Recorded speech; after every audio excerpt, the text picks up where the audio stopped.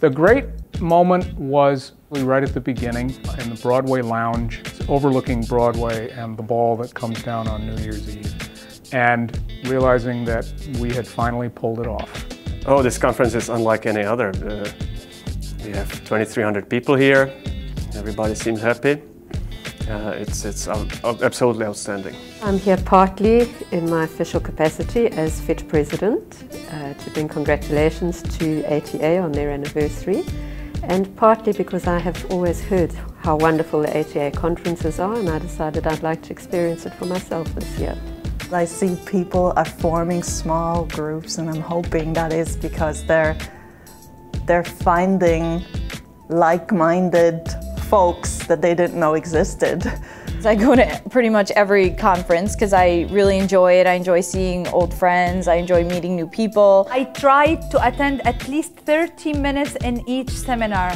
I was running from floor to floor trying to catch up yesterday. Their first conference will change their life if they approach it correctly, because they will suddenly find all these thousands of other people doing what they're thinking of doing or what they're already doing. I'm so happy to have come all over from India to attend this conference, and I don't regret it. The first ATA conference I went to was in '71, and because it was not the thing you do at a university, I came by Greyhound bus. I became a member 15 years ago. My first conference was 10 years ago in St. Louis. It was so much friendlier and so much nicer than I expected. People were nice, and they asked me what my language pairs were, and people talked to me at lunch. My first conference experience was very overwhelming in a positive way because I met so many people, got so much information. Well, the history goes back half a century now. ATA was founded 50 years ago here in New York City. As quite a small group, of course, at first. The legend is that about a dozen owners of translation companies and translation bureaus gathered at a Chinese restaurant. To give a voice to the industry. It was at first a very small association and gradually grew beyond its roots. This is the membership list from 1962. It's really little, see that? It's really little. This is the directory from 2004, and the directory now is much bigger. We grew to 15 divisions. There are a number of chapters now that are affiliated with the association. It is now national. We have 11,000 members. We have attendees from 53 other countries. We have 2,300 people who came to this conference. Welcome to the ATA's largest conference ever.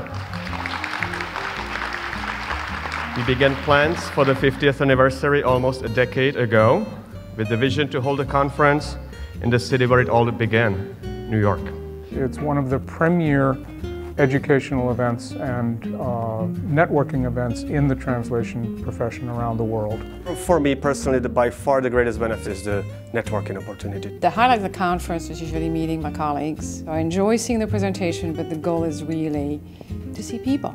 We've also been able to get certain amounts of business that were directly related with our membership in the ATA, which we wouldn't have otherwise. They have access to the certification program, they have a subscription to the Chronicle, they have access to division listservs which put them in touch with people who share interests with them. It's a real asset to be able to come here and be together with a lot of other people who are in effect your extended family. So welcome to the family. We're crazy but fun, and you're going to have a good time here. I am very excited about the new generation of translators and interpreters. They're so different from us. They are focused. They didn't fall into it. They're not translators by accident.